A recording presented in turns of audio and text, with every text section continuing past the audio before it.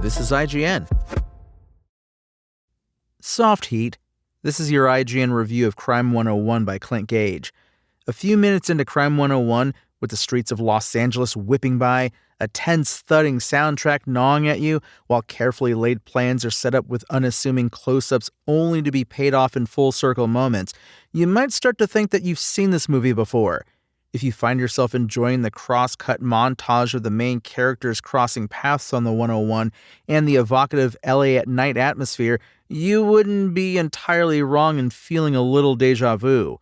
Like an entry-level college course from which the film takes its name, Crime 101 is proficient in all the right elements of a heist movie.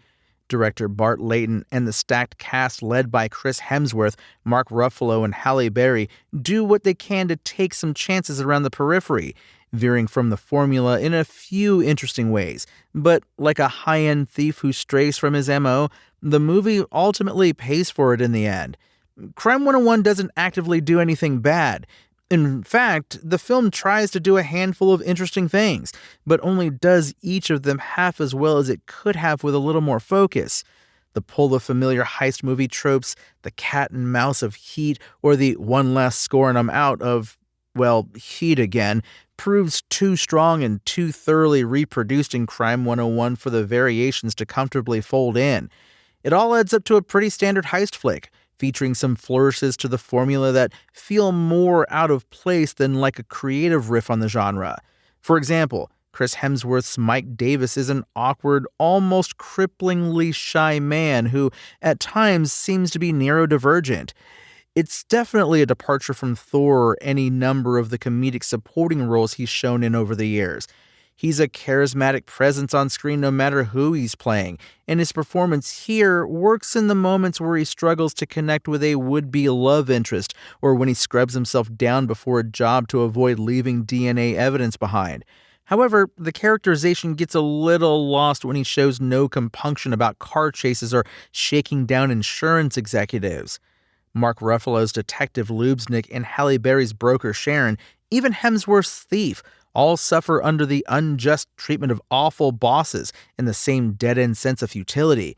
Both Sharon and Detective Lubesnik wear the bitterness well, but are dismissed by their superiors in ways that are equally frustrating and formulaic. The trio also share a clarity as to who the real villains are in their world, leading to no small amount of Robin Hood-style class warfare, with the film dipping a toe into a thread of wealthy white people buying and hoarding Black and Native American art, while stopping short of a proper Eat the Rich kind of theme.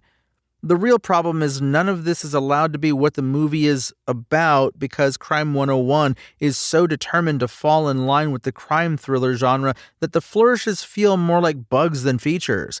On the upside, however, Barry Keoghan is an energetic little blast of a character. His version of the dangerous wild card thrown into the mix brings a rabid energy to the proceedings. He's desperate to prove himself, bouncing back and forth between a skilled criminal and a clear psychopath.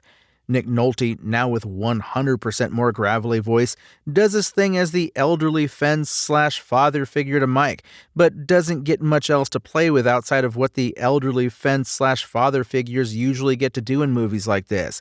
Frankly, one of the real highlights is a 1.5 scene cameo. Jennifer Jason Leigh, in her screen time with Mark Ruffalo, helps make a tragic scene grounded and hilarious as an argument erupts about how much of a beach guy Lubesnik may or may not be. As far as scene partners go, they're a pair I'd love to see more of. By the end of the movie, though, the scales are tipped toward familiar crime movie tropes as opposed to the variations on the pattern. There are interesting ideas at play throughout the film that get swapped out like one getaway car for another in service of a plot that's less compelling than any one of them. Ultimately, there really isn't anything wrong with Crime 101. That might be its biggest problem, though. Crime 101 is an okay enough entry into the heist movie canon. Director Bart Layton and stars Chris Hemsworth, Halle Berry, and Mark Ruffalo all try to add flourishes to the old reliable crime thriller formula. But these tweaks can't get out of that formula's shadow for long enough to be a whole new MO. While Crime 101 might be able to teach a class on the foundations of the genre, its biggest struggle is getting its students to care. Crime 101's IGN score? 6 out of 10. Thanks for listening to IGN. My name is Tony Jackson, and for the latest Crime 101 updates, Visit us at IGN.com. Spoken Layer.